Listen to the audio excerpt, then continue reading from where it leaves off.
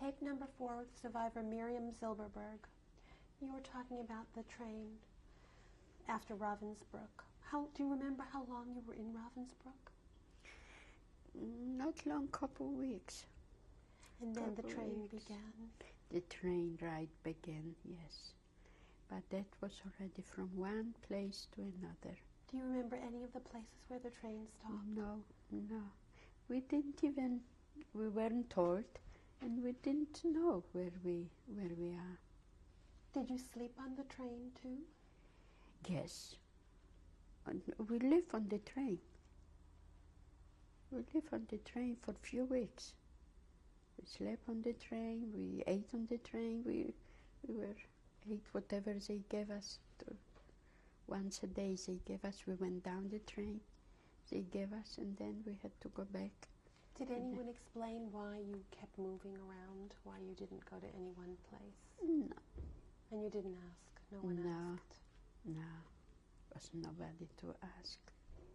Who would know? Who was guarding you on the trains? No German were on the train. Not. But they were outside, they were. Oh yes, outside they were many. Every train had a guard. Between train was a guard. So nobody... Like you couldn't even escape or jump down. You couldn't. Nobody tried? No, nobody. Nobody that I know. So you said this continued for weeks on the train? Yes. And then how did it finish? What happened? That finished one time. We stopped and we weren't going anymore. We stopped in one place. Then we heard that a Red Cross is coming to us. Do you remember what month this was? That was like in March or April. Of what year? 45. It was 45 already. So the Red Cross is coming, and maybe that will be good for us. Maybe they will do something, maybe. But we didn't know. We have no way to ask somebody. We're like cattle. Wherever they push, we can go. That was the whole philosophy of to bring us to the point to be like helpless. And one day we went pushed to the trains and came Red Cross, people from Red Cross, and told us that we are going to be liberated and we are going to Denmark. Even this we didn't know if it's true or really this, because we heard all the time, we heard planes and bombs. We were like traveling under bombarding the cities. But one day we saw that we were taken to a more normal town, more normal scenery. People dressed, people walking not on the street, we didn't go through the street, but on the roads. That was already Denmark, on the border from Denmark. So, no, that wasn't, no. To make exactly that we were taken over by the Red Cross, but we have to go on a boat to go to Denmark. Yeah, but on the border, we saw already normal people. Some people start even to throw us some food, but we weren't allowed that time yet to get closer to get it. But So you arrived in Denmark. we arrived to Denmark. We stay also in a place like a camp for overnight, and then they took us to Sweden, to Malmö, by boat. We were sick and weak and... How many women were you on the train? On the train they said that the whole transport was 2,000 women.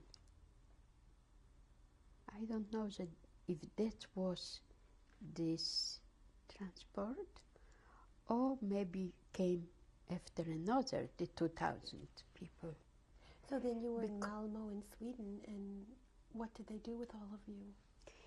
So that's what I mean. I don't know if we weren't 2,000 at once. Probably they parted us in groups. But we came to Sweden, to Malmö. First we took a shower. They let us take a shower. And we were giving clean clothes and clean accommodation. And we realized it, but they told us the war is not over yet. The war wasn't over, but was over for us. We were very, very like weak. We didn't even how to be happy about this liberation. Did you have any thoughts that maybe somebody else from your family had survived? Absolutely. From the first day. If somebody else survived, we knew that. No, our father, I forgot to mention this. My father died for typhus in Strachowice. Yes. He died before you were transported to Auschwitz? He died, yes. How did you find out about his death? I never saw him after, and then from people who were with him together. He died on Pesach time. He died. So you knew your father did not survive? Yeah, he was very broken down. What about Rachel? Then when we came to Sweden, each one, we got clothes, we got food, and we got also a few kronen, so the Swedish money, each one for little things to buy. The first money what we got, me and Helene, we put together and we sent out a telegram to the Jewish Congress and to the Red Cross to look, and we gave exactly where Rachel was. We were sure that she survived. We were sure. Oh yes, for us was a big disappointment that we heard that she didn't survive. She didn't go to Russia. She stayed when the German came. But few telegrams we said. We didn't buy nothing for ourselves, naturally. Who needed? We gave the money. We went to send in this camp, like in Sweden. Naturally, was a different camp. Yeah, and we went to the office and we sent out a few telegrams to look for Rachel, because we were sure that Rachel survived. But then we had not. We got an answer where she was, yeah, where she was. From Grodno, she went to Lvov, Lemberg, but she didn't survive. No, in Sweden, that's already a new capital. In Sweden. Where did you stay in Sweden and for how long? In Sweden, we were kept till like a quarantine, they call this. So we stayed there a couple weeks. Then we start working in Hägernes, in a brazier factory. Yeah, and me and Halin, and we were always together.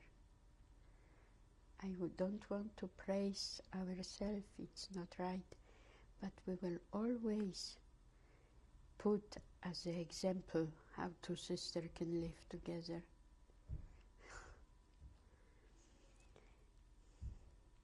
Because she is a very special person. And she married also a very nice young man, also from Sweden. She met him in Sweden? Yes, she met him in Sweden also. When did you meet your husband in all of this? So, after I was working, I got sick. So if you didn't work, you couldn't stay in this, they call this pluga, where the girls who was working in this place, they live in one big house. Each two girls had their room, but I couldn't stay there anymore if I wasn't working. So I was sent to Stockholm, near Stockholm, Fagerse. Then was Abraham. Was that like a sanatorium? Not sanatorium, but like a convalescent camp. Not a home, was like a camp, little barracks, made special probably for the not too well to work. And you met Abram there? Yes, I met Abram there. In something right away thick. Yes. And when did you decide to leave for Cuba? Yeah, as soon as we came to Sweden, I knew that we have a family in Cuba from before the war. I knew that we have my father's brother in Cleveland. So I asked for them in the Jewish Congress or different organization was there. I don't recall what organization, but that were offices where you can get in touch with your family. And I got in touch with both families in Cuba and in Cleveland. And right away, they both families wanted we should come over as soon as possible. The two girls, were two young girls from the whole family survived. So they wanted we should come over. So we registered in Sweden by the American consul to go to America. But the Polish quota wasn't so soon. You have to wait a little time, like 2 years. And so the family from Cuba sent us visa. That wasn't too long.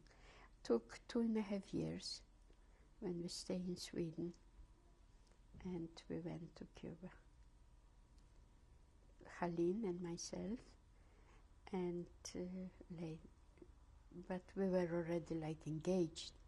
So I promised him I will send him, I wanted to send him a visa and a ticket, and he came, Abram came. And then we start a new life. Yeah. When were your children born, your daughters? Ruthie, or Rachel, was born in Cuba, in Havana. Debbie was born, Ruthie was born 1955. Debbie was born in Florida in 1960. That was already after we left Cuba. Yeah. Do you think about those years often? the years during the war? I do. I have, I would say many times, more than other dreams I dream about. You do have dreams? I do. What kind of dreams do you have? That I'm running, that I'm hiding, and also the transport or the action, the transport gathering. I have dreams. Yes, I have dreams of my parents. Yeah. Why do you think you survived?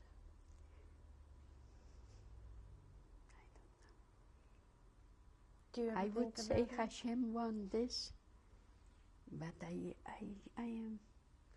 don't know why he wouldn't want the rest of the family. They were very good people, all. Much better than I was, because I was still young. I couldn't show. But my mother, my father were very good people, always helping others. I had family in Chile also. But they went to Chile and they left his son, like a 18-year-old son in Polotsk. By himself, he didn't get the visa yet. He lived with us in our small apartment for 1 year. And we have room for him, a tiny little apartment.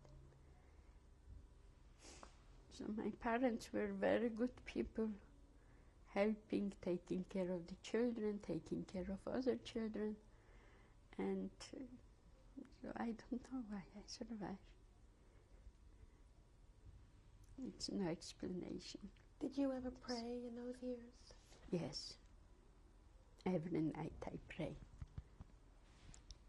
Not in Yiddish, not in Hebrew, in my own way. I pray for the whole family.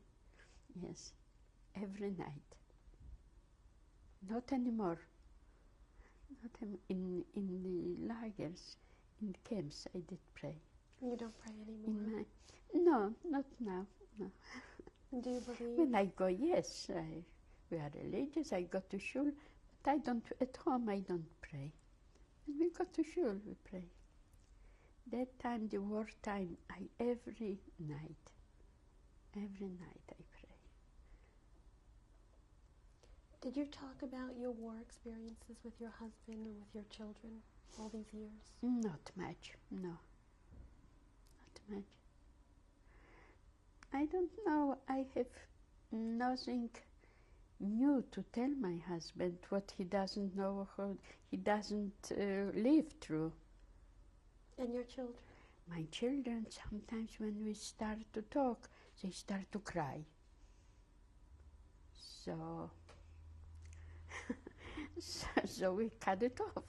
We don't want to continue, we don't want to see them crying. And now, why did you decide to do this? I think it's very important for things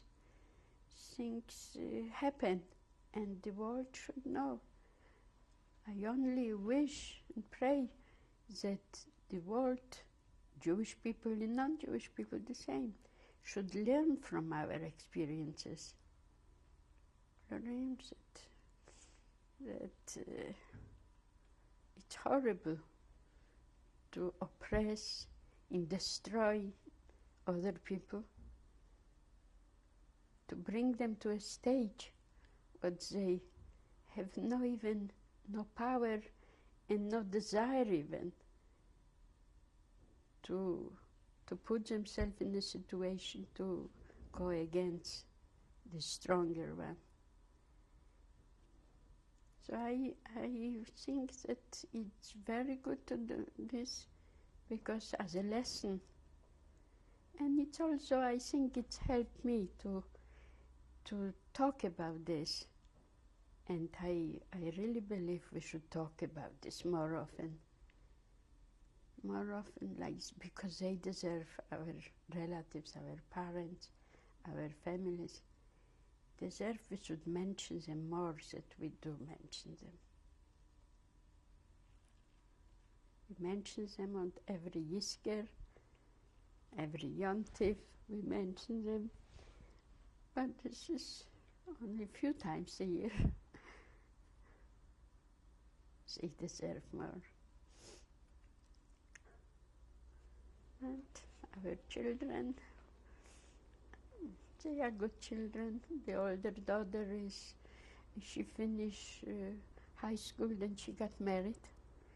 So she went for cosmetology, to learn cosmetology. The younger daughter wanted to be a doctor, so she went to medical school.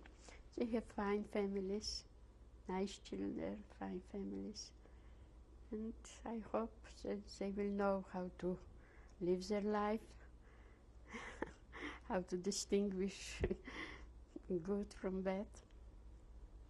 And God should help us. Thank you very much, Mrs. Thank you Zylberberg, very for much. telling your story. Thank you very much. Thank you immensely.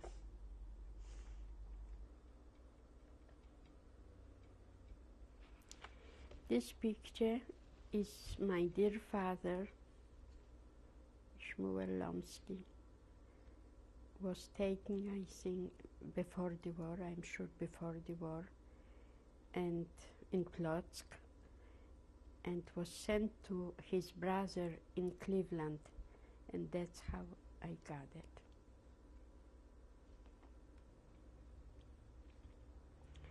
This is a picture of my family. My mother is one on top in the right. Then the bottom to the right is my older sister, Rachela. Then is Tosha. Then my little brother, Hersh or Henyek, Halim, and then to the left is myself. Was taken also in Plotsk, was sent to my relatives in United States. Then how we got it and we made a copy.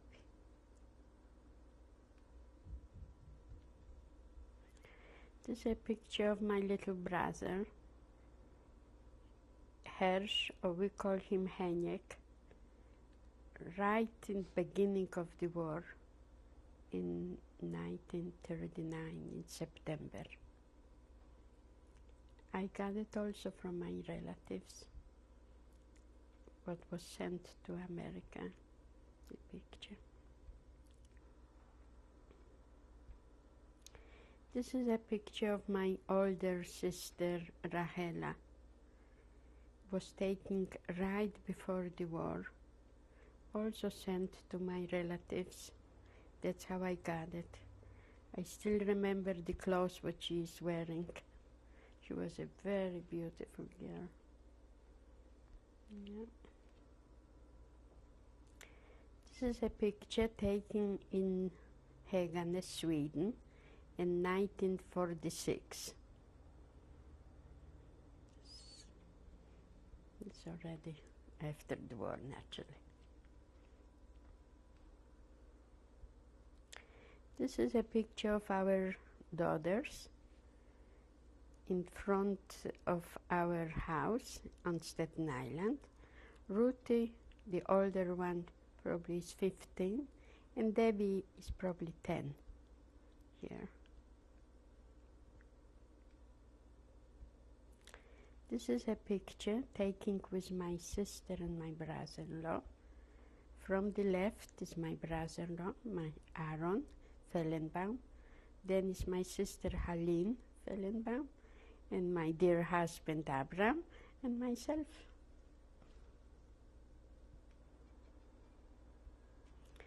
Those are my nephews and my niece. From right is Irving, the oldest, then Elaine, the youngest, and Ernest to the left. My sister's children. Yes. This is a picture of my older daughter, Rachel, with her children. And the first in the green blouse is my sister-in-law, who was visiting her, and they took the picture. Then is Ruth's oldest son, David. Then to the left is Sapir, Shmuel, and the little one is Avia. This is a picture taken from Bar Mitzvah, was my children made for their oldest son, Daniel, in Israel. In back is Debbie, then is from the right is Daniel, Eli, and Yoni. And the girl is serving the food.